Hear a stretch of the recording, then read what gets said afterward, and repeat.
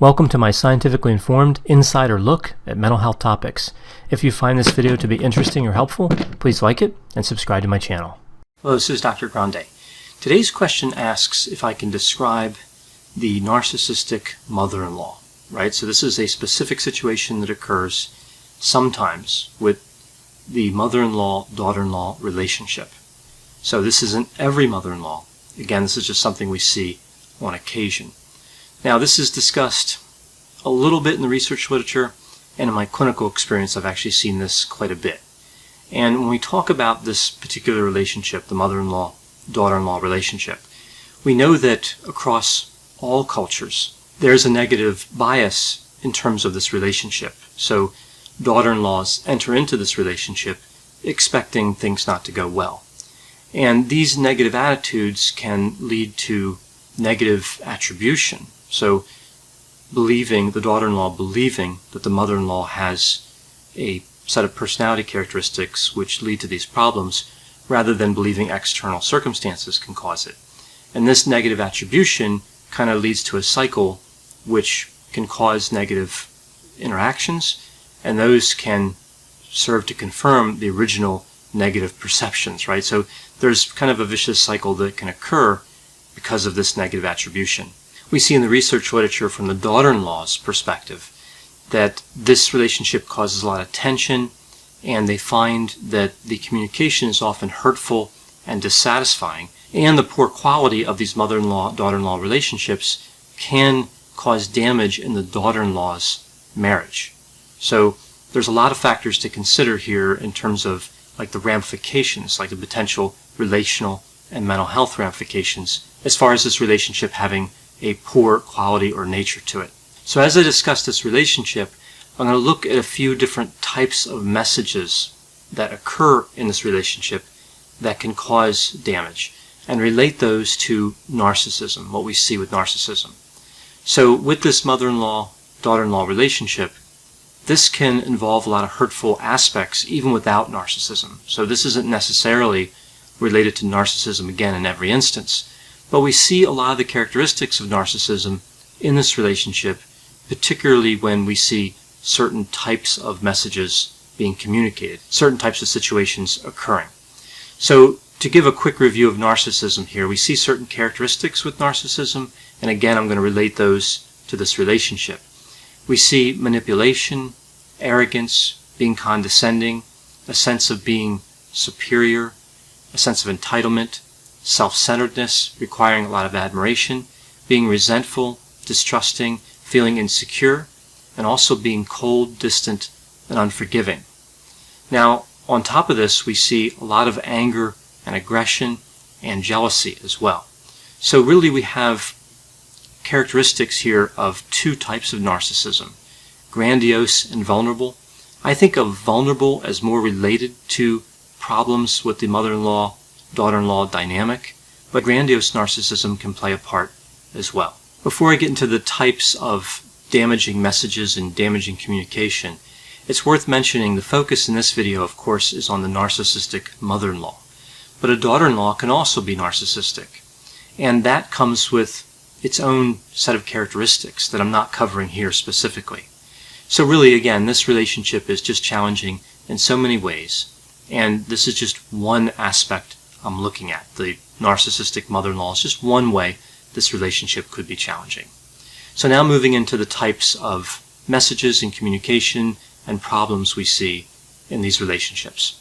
So there are four major types that I'm going to cover here, and I put the reference to the article that I used for these types in the description for this video. And we also see that some of these types have subtypes. So the first type is over-involvement. And this is the most frequently occurring type of message observed in these relationships. And what we see here is when the mother-in-law intrudes into the daughter-in-law spouse relationship outside of the realm of what's usually considered appropriate. Daughter-in-laws often describe this particular type of communication, this over-involvement message, as trying to drive a wedge in their relationship with their husband, right? So the mother-in-law is trying to drive this wedge between the daughter-in-law and the mother-in-law's son. And the purpose of this behavior is usually thought of as trying to manipulate the spousal relationship or the entire family to meet the desires of the mother-in-law. So there's a manipulation component, and of course that's related to narcissism, at least potentially. So we see that component here with this over-involvement. We also see with this that the messages are meant to imply that the daughter-in-law is not worthy of the mother-in-law's son. So they're just not good enough for that mother-in-law's son. So again, you can see kind of here arrogance and kind of condescending behavior potentially. Now this over-involvement type of messaging has two subtypes, the toxic triad and the control subtype. So toxic triad messages include messages where the mother-in-law expresses a negative attitude toward the daughter-in-law. For example, referring to her as a bad wife or a poor mother, and expresses a positive attitude toward the mother-in-law's son for doing something that would be harmful to the daughter-in-law. And where we see this most commonly would be supporting the husband's affairs. So if the husband's having affairs, the mother-in-law would approve of that. Again, that kind of suggests that the daughter-in-law is not worthy of the mother-in-law's son. So this is kind of how the toxic triad looks. Now with the toxic triad type, usually we think that the son is brought into the message somehow, although we see it doesn't necessarily have to be that way. But either way, what we see is there's some sort of interference in the husband-wife relationship. So again, manipulation would be what we're really seeing here in terms of relating this to narcissism. Now the second type, these are control messages, and these communicate over-involvement in a hurtful way through unwanted actions or advice. So really, in terms of narcissism, we see arrogance and distrust featured here. Also, manipulation, of course, would be in play with this particular type as well. Mother-in-laws in this situation exert their control by completing unsolicited tasks for the daughter-in-law, or directly instructing the daughter-in-law on how to do something better, like how to be a better mother, how to be a better daughter-in-law. So a lot of suggestions, again, unsolicited. So an example of this might be a mother-in-law who arrives at the daughter-in-law's home and might say, look, I see you have trouble cooking good meals, so I thought I would just make dinner for you two tonight, right? Kind of just moving right in and trying to take control and take the power away from the daughter-in-law, take the responsibility away as well. Another example of this type is when the mother-in-law ignores or contradicts parenting decisions made by the daughter-in-law. For example, feeding the children something they're not allowed to have, buying them things they're not allowed to have. So really these control messages just serve to create a power struggle between the mother-in-law and the daughter-in-law. So here we see daughter-in-laws describing this particular type as the sense that the mother-in-law is really butting in to the marriage and family relationship. Now the second most common hurtful message here is called the personal attack. And this is really just a direct communication from the mother-in-law to the daughter-in-law that serves to discredit, insult, or otherwise maliciously attack the daughter-in-law. So again, this is just insults, criticisms about the daughter-in-law's character, personality, ability, appearance. A lot of different aspects can be criticized here.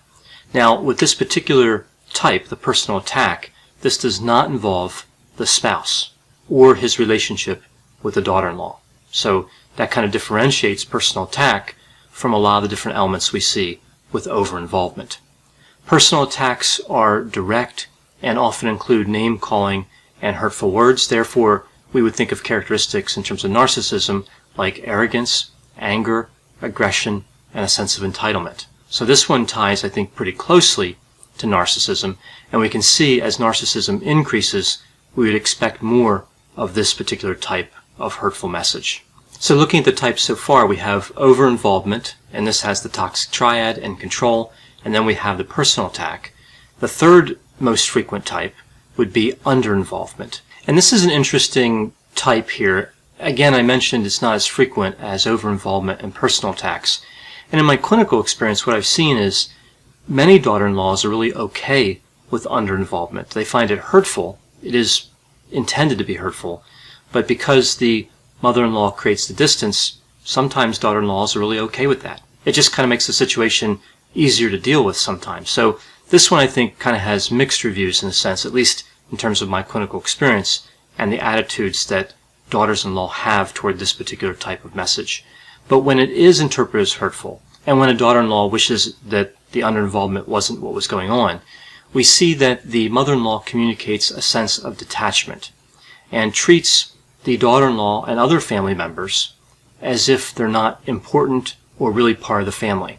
This also really has two subtypes: messages about family membership and messages that are more around like silence and kind of strictly around under-involvement.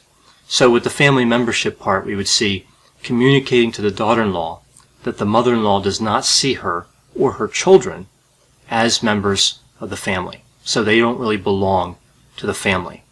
And then the silence and kind of strict uninvolvement message would be where the mother-in-law ignores the daughter-in-law or acts as if the daughter-in-law was not present at certain interactions, like at family get-togethers. This could also involve ignoring the daughter-in-law's comments, not asking the daughter-in-law for input on decisions. So there's really a lot of aspects here to this silence and strict uninvolvement.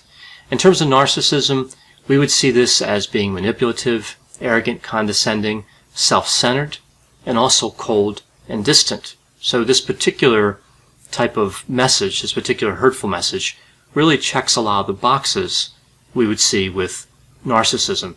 We see both grandiose and vulnerable narcissism elements here with this type. Now, the last type of message we see in this mother-in-law, daughter-in-law dynamic is referred to as the third-party message.